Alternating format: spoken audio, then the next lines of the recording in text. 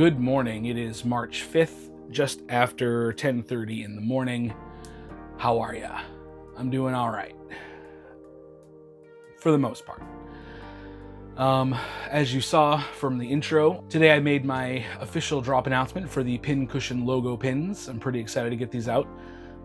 They passed their quality check, and I've sent out a couple samples and or gifts to some close friends of mine, and everyone is giving them very positive reviews. So yes, I'm really glad I decided to change my manufacturer.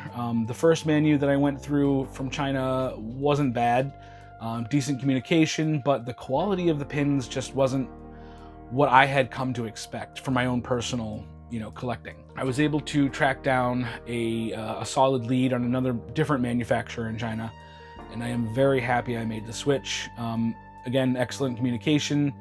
My representative is really awesome, and she knows what's up. So the official drop will be on this Friday at 7 p.m. If you're happy to see this and you would like to grab one of the pins, head over to facebook.com/groups/pincushion, PINKUSHN. You can find the official sales post on Friday, call dibs in the comments, and then I will contact you via DM. Other than that, as far as pin cushion goes, I did get another update from the menu for the upcoming Aesop rock pin. She will be sending me a video once they get the glitter applied. I'll share an actual update in the vlog at that point. Let's see. So over the last few days, I think it's maybe been close to a week since the last update. I'm not entirely sure. I think so. Things are, generally speaking, going well. I am still very much on the hunt for a job. I paid this month's rent at the campground, which was $13.65, and then my furnace died, right? And it's not something I could fix on my own, so I had to call the repairman. With taxes, that came to $510. So currently in my bank, I have $400 to my name. Things are getting a little existential. I mean, that 400 would carry me maybe through this month's like bills and stuff, like my internet bill, my phone, and maybe heat. I've actually been very lucky. This last week and a half or so has been mild in comparison to the previous couple of weeks. And so I've actually gotten 10 days out of my 100-gallon propane tank, which is amazing. And it's still going. I turned the heat down, so it hopefully won't kick on while we're chatting here, but it might. But it's still going. I woke up this morning thinking it's surely going to be really, really cold. Like, I went to bed last night thinking that. And I woke up and it was warm as heck in here. So right now we're sitting at like 65. So I got no complaints about the weather, although I know this would be considered the false spring. So we still have at least another month of potentially sub-zero, temperatures and icy conditions. So I'm not going to get, too comfortable. There is definitely the potential that I will need to buy more propane while I'm here. Speaking of while I'm here, that leads to the next question of where am I headed next?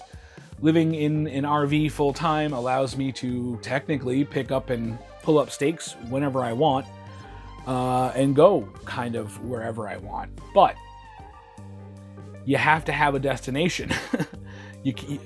I suppose I could just kind of pack things up at the end of March, hook this thing up, and head out on April 1st into the wild blue yonder, but I don't really have a destination to go to, and that's it's a little nerve-wracking for me. I do have some friends that I'm going to be touching base with a little bit later today to see if I might be able to stay on their land. But that's not a guarantee. They have their own life to live, so things are definitely getting interesting now. I did have plans that I wanted to start to head west a little bit this spring. I wanted to make a stop in Wappinger Falls, New York, upstate New York. to go on a little pilgrimage to the Chapel of Sacred Mirrors. And then I wanted to make my way over to Anaheim, California to visit with a friend for maybe, I don't know, a little bit, a month or two or something, you know, staying at a campground there. But without a steady income, I can't make any said plans. I'm in a really precarious position right now. I've filled out, in the last 3 days, 12 applications, four applications roughly a day. Just last night, I filled out 4 more. I have not heard back from any of those from last night. So far, I've actually really only heard back from maybe 1 or 2 of the potentials. One of them wasn't even like in regards. It was just like a spam email because I gave them my email address. And then the second time I got an email, it was from Pearson. Pearson is like a national testing service company. I'm sure they do other things, but that's kind of the one thing I know them for. When I went for my EMT basic certification, I took, a test, and it was at a Pearson location. So, but they said that, hey, thanks for your submission, but we were lucky enough to have a bunch of applicants, and unfortunately we went another way. The job search is disheartening, but continues. Getting very low on money, and I don't know where I'm headed in a month, or less than a month. It's the 3rd now, it's the 5th now, Jesus. So like 25 days, roughly.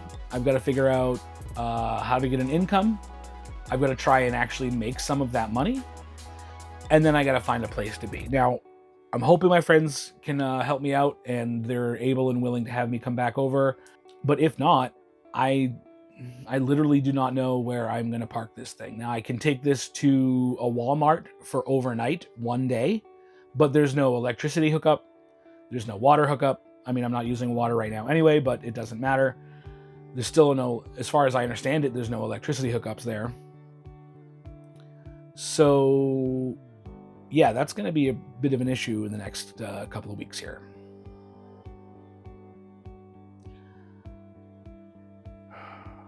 I genuinely do not know where I'm headed.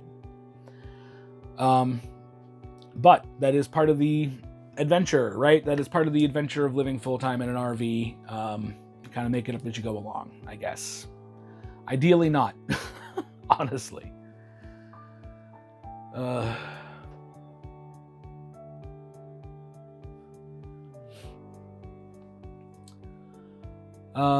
Let's see, what else for updates?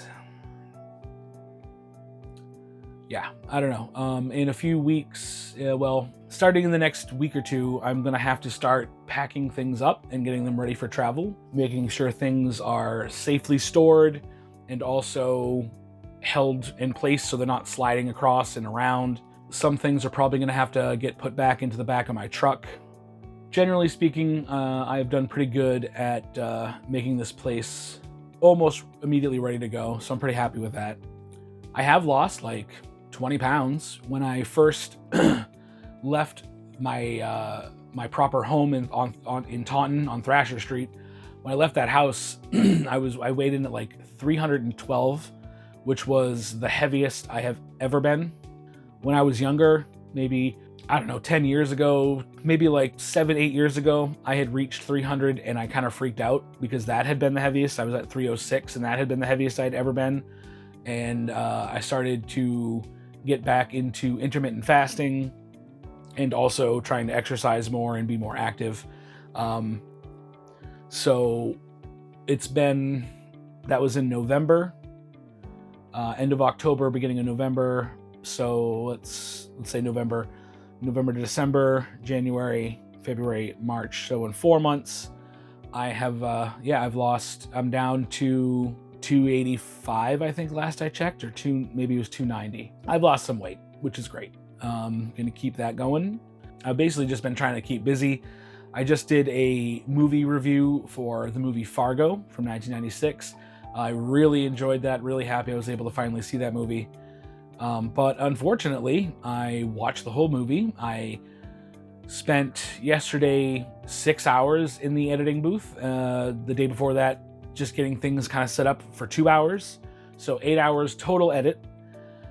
upload to upload to YouTube, and don't you know it, instant block. Now I went as far as to mirror the image of the movie. I even overlaid a very slight kind of watermark grid of like black and white squares, but like faded it way out. So like you'll see a bit of a pattern over the film footage, which was the point, but it wouldn't be so distracting that you couldn't actually make out what was happening, even though it's like this tiny little square in the bottom corner.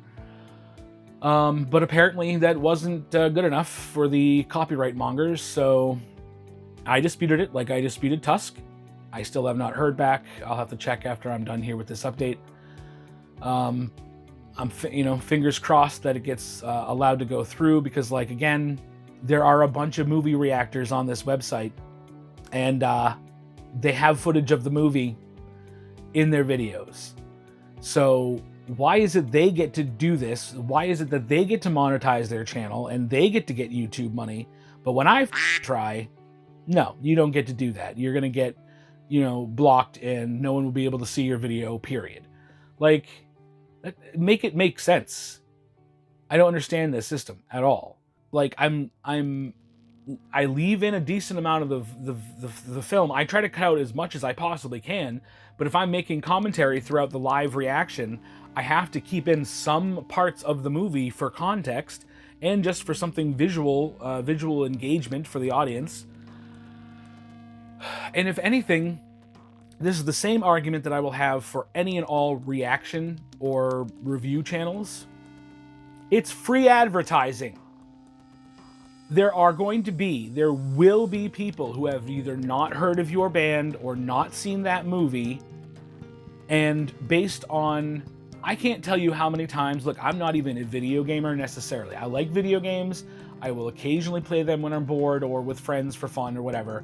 But like, generally speaking, I'm much more like, watching something informational, watching a movie, doing work on the computer, art stuff or whatever, right? But I would say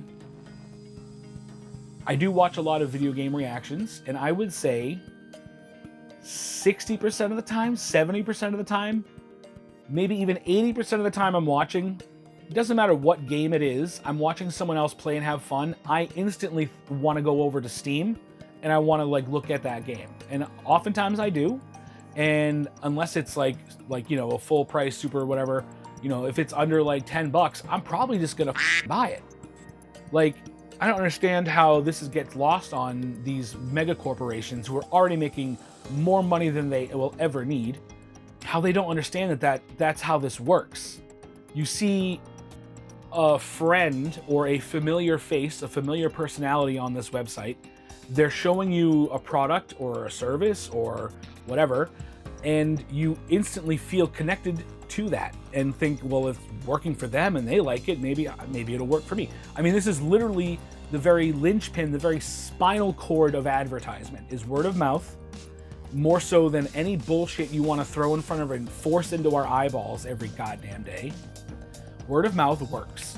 And so when I watch somebody watching a movie, I'm more in their review is good and the movie doesn't look like garbage, which I would only be able to tell if footage from the movie was left in there.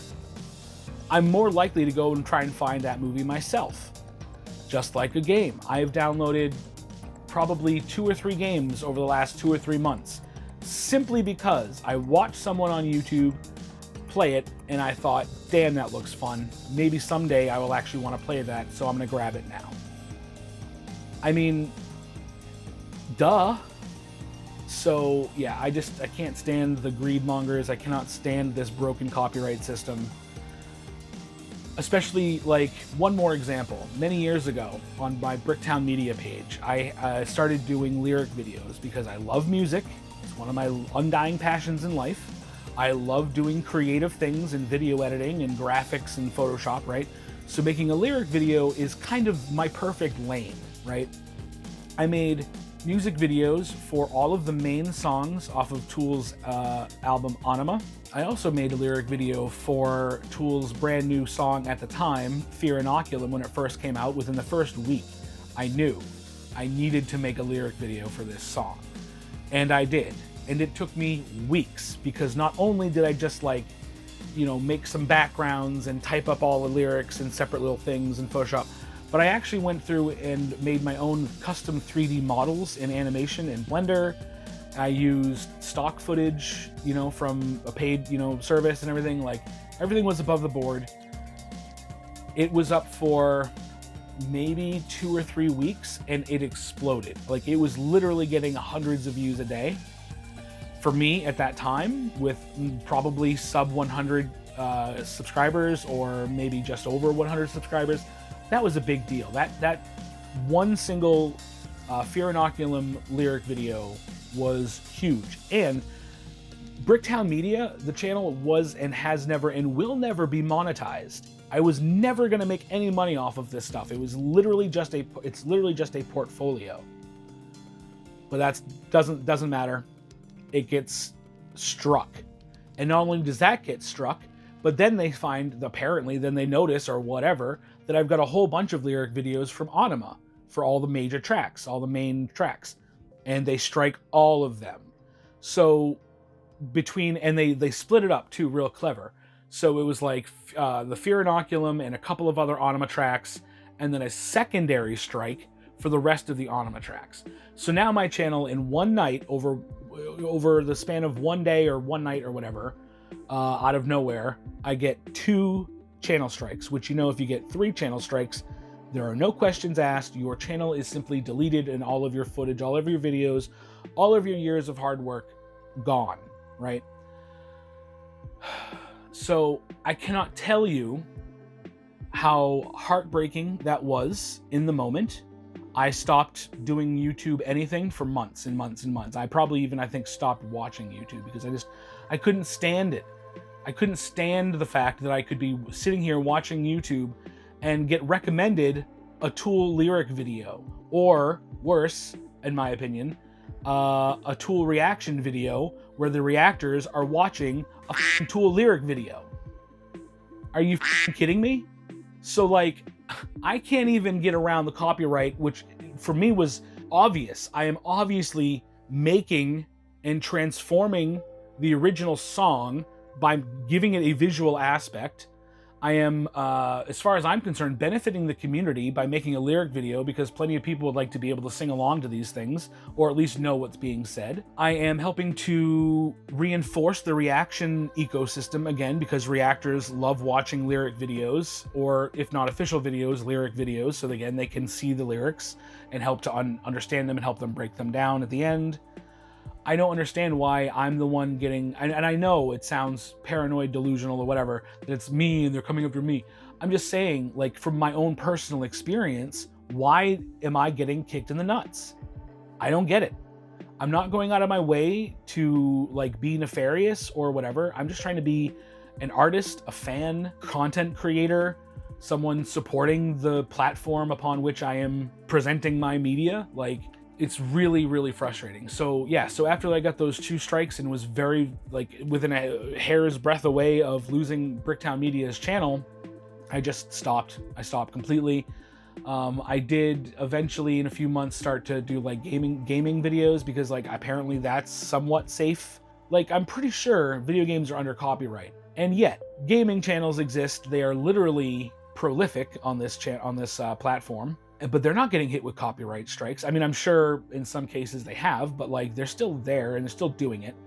And it's common enough where people are just doing it. I went over to gaming, and again, I'm not even a gamer. So like, I'm not like particularly good at any games to show off my skills to make that worth it. It's just me playing games and kind of being okay at them sometimes.